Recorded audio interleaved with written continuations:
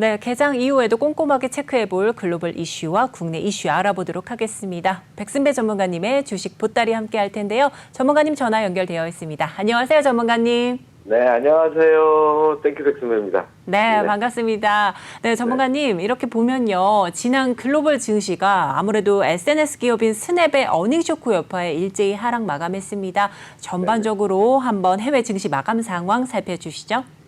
네, 해외 증시는 제가 금요일 날 조금 말씀드렸듯이 약간의 네. 눌림목이 약간 왔다 가야 되는 부분이 있을 거라고 말씀을 드렸고요.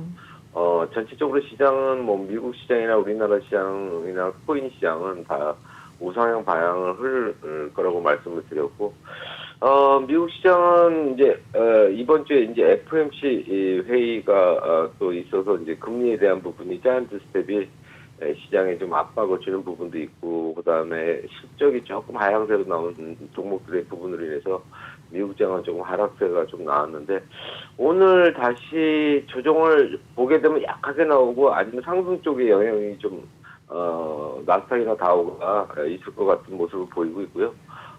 그래서 방향성은 미국 장은 우상향의 힘이 세다고 지금 저는 보고 있고, 금리 인상에 대한 부분은 시장에서 벌써 다 수용이 됐다고 생각을 하기 때문에 큰 어려움은 없다고 지금 저는 생각하고 있습니다.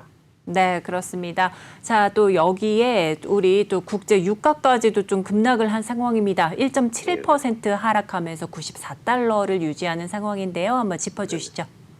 뭐 미국 시장에는 지금 휘발유 재고가 증가했다는 부분에서 유가는 하락했는데, 실질적으로는 그 이유도 있지만은 그것보다 더 큰 이유는 이제 세계 경기가 지수가 우상향으로 지금 트는 모습을 보이기 때문에 유가는 당연히 좀 하락세를 좀 보여야만이 경기 지표가 다시 살아날 수 있는 부분이 있기 때문에 그 영향으로 인해서 유가는 뭐 앞에서도 금요일 날 말씀드렸지만 지금 계절상으로도 유가를 많이 쓰는 타이밍이 아니기 때문에 유가는 지속적으로 내려올 거라고 저는 보고 있습니다. 네, 이렇게 해서 국제 유가까지 짚어주셨는데요. 이제 시청자분들이 좀 주목하셔야 될 좀 뉴스가 있습니다. 러시아가 곡물 수출 합의 다음 날에 한국의 미사일을 공격했다는 이야기인데요. 이런 행보는 어떻게 좀 분석을 해봐야 될까요? 아, 러시아가 이제 양면성을 띠는 부분을 좀 보시면 되고요. 네. 어떻게 보면은 이제 유가를 내려오는데 아무래도 천천히 내려가게 하는 부분이 좀 만들고 싶어 하는 의향이 있는 것 같아요. 왜 그런 이유가 있냐? 전쟁의 이유는 이익이 없는 전쟁은 절대 안 하거든요. 근데 이제 러시아 같은 경우는 상대적으로 뭐 우크라이나 부분의 나토가의 부분은 핑계지만 실질적으로는 이제 원유 부분에 대한 이익을 가스나 이쪽을 극대화하기 위한 한 일부분이 뒤에 숨어져 있는 부분이고요. 그래서 지금 유가를 조금 천천히 내려오게 하는 부분을 하기 위해서 일부러 한번 미사일을 또 발사를 한 것 같은 느낌이 듭니다. 그렇습니다. 이렇게 해서 러시아의 좀 미사일 공격 이야기 좀 살펴주셨습니다. 자, 그리고 이어서 계속 살펴보도록 하겠습니다. 미국의 30대 코인 억만장자가 한국의 빗썸을 인수를 추진하고 있겠다라는 이런 좀 이슈가 있는데요. 한번 살펴주시죠. 뭐 FTX 암호 화폐 거래소 지금 해서 지금 인수를 하겠다는 그런 이슈가 나왔는데, 일단은 그게 진짜 뉴스인지 아닌지는 뭐 일단은 계약서를 쓰는 게 확인이 돼야만이 그걸 믿을 수 있는 부분인데, 지금 제 생각에서 빗썸을 지금 실적이 조금 떨어지는 부분에 대해서 국내 지금 오너가 매매를 할지 매각을 할지 그거는 좀 지켜봐야 될 것 같고요.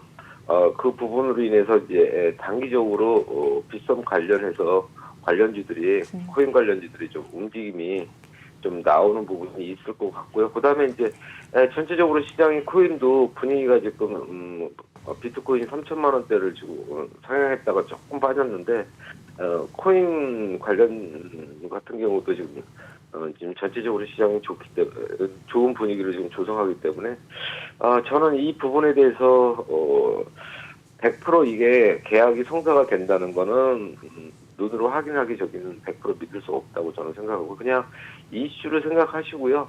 시장이 이제 좋아지는 부분에서 하나의 이슈거리라고 저는 생각하고 단기적인 대응을 저는 우선적으로 생각하셨으면 좋을 것 같고요. 테마 쪽으로는 근데 이제 코인 쪽으로는 뭐 지금 이제 매집을 하는 부분이 이제 지금 보이는데 단기적인 대응을 좀 하시다가 조금 한 달이고 8월 달이고 9월 달부터는 뭐 본격적으로 중장기로 코인 쪽을 관심 있게 보셔도 되지 않을까 그런 쪽으로 저는 생각하고 있습니다. 네, 이렇게 해서 코인 시장 이슈까지 한번 체크를 해주셨습니다. 전반적인 글로벌 이슈 체크를 해주셨는데요. 그럼 국내 이슈도 한번 살펴보도록 하겠습니다. 자, 이제 경기 전망이 부정적으로 나왔다는 이런 이슈입니다. OECD 한국 경기 선행지수가 13개월째 하락했다는 이야기인데요. 자세하게 짚어주시죠. 저는 이 OECD 발표가 저는 신빙성이 없다고 생각해요. 네.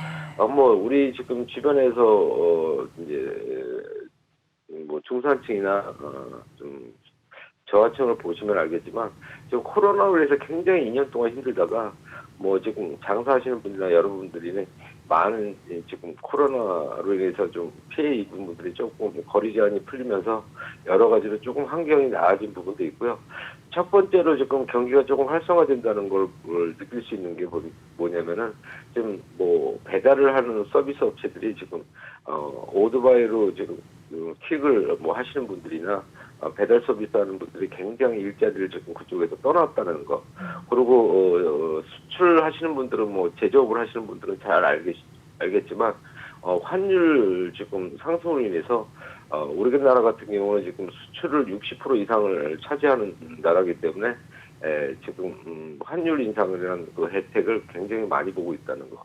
그래서 지금 앞으로 우리나라는 지금 13개월째 하락이 아닌 상승 쪽으로 돌아갈 가능성이 굉장히 높기 때문에 지금 OECD에서 발표하는 내용은 신빙성이 없다고 저는 봅니다. 네, 그렇습니다. 이렇게 해서 짚어주셨고요. 이어서 현대차가 미국 전기차 조지아주 공장에 2조 4천억 원을 지원한다는 소식이 있습니다. 한번 살펴주시죠. 뭐 전기차를 더 현대차가 적극적으로 지금 공장을 추진하면서 전기차 생산량을 늘리는 부분에서 현대차에다 힘을 좀 실어주는 것 같아요, 미국에서요. 그래서 앞으로 현대차가 지금 신규로 나오는 전기차 모델들이 많은데 그리고 또 실적도 보듯이 전기차가 지금 앞으로 상승 퍼센트도 굉장히 높은 부분이 있기 때문에 이 뉴스는 뭐 좋은 뉴스고 현대차가 성장할 수 있는 뭐 좋은 조건을 많이 주는 부분이 생기기 때문에 현대차를 봤을 때는 좋은 호재 얘기라고 저는 생각하고 좋은 뜻으로 받아들이고 있습니다. 네, 그렇습니다. 자, 이어서 살펴보도록 하겠습니다. 인도네시아 대통령이 이제 한국을 방한을 했는데요. 5대 그룹 CEO와 만날 예정에 있습니다. 어떤 이야기를 할지 궁금해지는데요. 한번 살펴주시죠. 뭐 인도네시아는 여러분들 잘 아시다시피 2차 전지 소재인 니켈 매장이 전 세계에서 22% 생산량도 세계에서 1위를 지금 하는 나라로 지금 여러분들 잘 알고 계시는데 그 이슈로 인해서 이제 저희 이제 생산 라인을 인도네시아로 자동차나 이트파텔이나 전자 쪽을 이 니켈 부분이 들어가는 업체들이 많이 그쪽으로 이제 생산 라인을 구축을 할 모습을 좀 보이기 때문에 거기에 대한 이제 마케팅 쪽으로 인도네시아 대통령이 우리나라를 방문하는 것 같고요. 일단은 뭐 인도네시아 쪽으로 봤을 때는 굉장히 호재 뉴스고 우리나라도 이제 일단 니켈이라는 원자재를 일단은 많이 확보할 수 있는 부분도 있기 때문에 업무 협력차 한국을 방문하는 거라고 저는 생각합니다. 네, 그렇습니다. 이렇게 인도네시아 대통령이 방한을 하면서 여러 그룹의 CEO와 만날 예정인데요. 자, 이렇게 되면 여러 이슈 몰이가 좀 될 것 같습니다. 자, 그러면 어떤 기업들의 주가에도 영향을 좀 줄 것 같은데요. 전문가님은 어떻게 보고 계실까요? 기업들의 주가는 뭐 아직까지 이제 초기 상태이기 때문에 이제 크게 뭐 영향을 이걸로 인도네시아로 인한 크게 영향은 저는 아직은 없을 거라고 생각하고요. 일단은 미래를 봤을 때는 뭐 대기업들이 긍정적으로 좋아질 수 있는 영향력은 있다고 보는데 지금의 뭐 대기업들이 이걸로 인한 큰 호재를 탄다 이런 거는 생각하지는 아직 않고 있습니다. 네, 그렇습니다. 이렇게 인도네시아 대통령 방한 소식 살펴봤고요. 그럼 이어서 6G와 관련된 좀 소식이 있습니다. 6G 예비 타당성 조사 1조 원 규모의 이런 윤곽이 나타났다는 이야기인데요. 자세히 살펴주시죠. 6G를 약 7년간 정부에서 1조 정도를 투자를 해서 미래 비전을 위해서 2030년까지 개발 사업을 지금 한다고 추진하고 있는데 이거는 앞으로 해야 될 일이고 가야 될 길이고 네. 그렇기 때문에 이걸로 인한 지금 약간은 지금 5G 테마 종목들이 조금 영향을 조금 주지 않을까. 그래서 조금 지금 바닥세를 지금 그리고 있는 5G들의 상승 요인을 조금 올려주지 않을까. 그래서 어마어마하게 파워 있는 5G에 관련주들의 움직임은 있지는 않지만 그래도 지금 바닥을 어느 정도 찍는 모습을 보여주는 모멘텀이 되지 않을까. 그렇게 생각합니다. 네, 그렇습니다. 이제 6G와 관련된 이슈로 이제 5G 테마 종목들의 상승 요인이 되지 않을까라는 이런 의견 주셨는데요. 전문가님은 이 5G 테마 종목들 중에 좀 대장주는 어떤 걸로 꼽고 계실지 궁금합니다. 5G는 제가 거래를 많이 안 해왔고요. 네. 5G 그 부분에 대해서는 제가 100% 어디가 낫다 장담은 못하고요. 네. 일단은 이제 5G를 전체적으로 보시고 재무 구조를 좀 보시고 저평가 우량주인 매출 성장이 그래도 지속적으로 나오는 회사를 지켜보면 어떨까 하는 생각에 일단 저평가 우량주를 보시는 게 낫지 않을까 그렇게 생각합니다. 실적을 굉장히 중요시 여기고 보시면 좋을 것 같아요. 네, 그렇습니다. 재무 구조와 실적을 좀 따져보시면서 저평가 우량주들 한번 살펴보시라는 말씀해 주셨습니다. 자, 그럼 이어서 이제 개장 이후 한 43분경 흘러가고 있는데요. 전체적으로 오늘 장 이제 혼조세로 출발을 했습니다. 하지만 좀 상승으로 전환을 하면서 코스피는 2,400선을 다시 탈환하는 모습이었는데요. 전반적으로 네네. 어떻게 보시고 계실까요?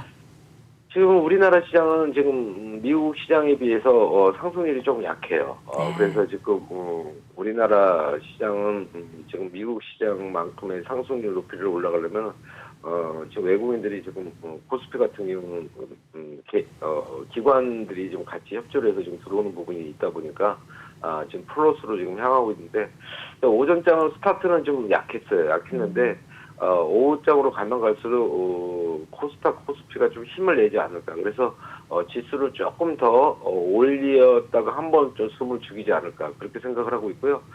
시장은 오늘은 플러스 마이너스는 약하게 나올 가능성이 굉장히 높습니다. 그래서 이번 주에는 또 FOMC 금리 인상도 있기 때문에 이번 주는 좀 쉬었다가는 장이 아닐까 그렇게 예상을 하면서요.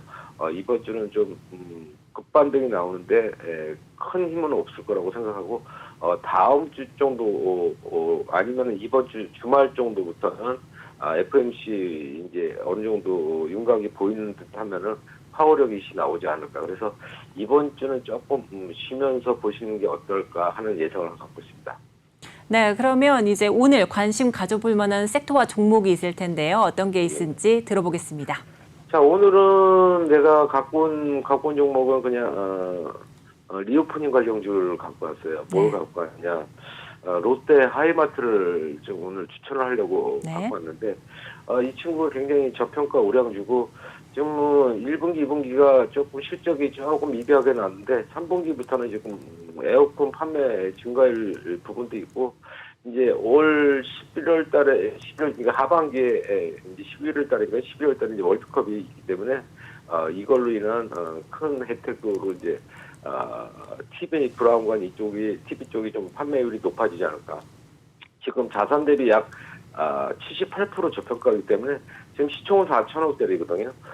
지금 얘가 100%를 가도 그래도 저평가예요. 그리고 또 이 롯데 하이마트가 갖고 있는 이제 재산에 대해서 토지의 부분에서 감정평가를 아직 정확하게 나온 부분이 아니기 때문에 그 부분에 대해서도 체크를 한번 해보면은 이 22%보다 더 저평가일 0.2 PBR이 나와 있는데 0.10대 지금 PBR을 저는 예상을 하고 있고요. 그래서 이 자산 대비 어마어마한 저평가에다가 3분기, 4분기에 실적 호조로 인한 모멘텀도 있고 또 더 중요한 거는 이 롯데 하이마트가 이제 코로나로 인해서 크게 이제 뭐 오프닝 관련주로 해서 뭐 큰 수익은 못 봤지만은 일단은 매집을 한 부분이 이렇게 차트상으로 보이기 때문에 어느 정도 매집이 어느 정도 다 마무리된 구간이기 때문에 이제 지금부터 끌어올리면 좀 파워력이 있지 않을까. 그래서 뭐 오후장 종가 정도에 관심을 두고 보시면은 어떨까 해서 롯데 하이마트를 한번 여러분들 관심 있게 주의 깊게 보라고 한번 들고 왔습니다. 네, 그렇습니다. 저평가 우량주 롯데 하이마트 권유해 주셨습니다. 오늘도 도움 말씀해 주셔서 감사드립니다, 전문가님. 네, 좋은 하루 되십시오. 감사합니다. 네, 감사합니다. 백승배 전문가님의 주식 보따리였습니다.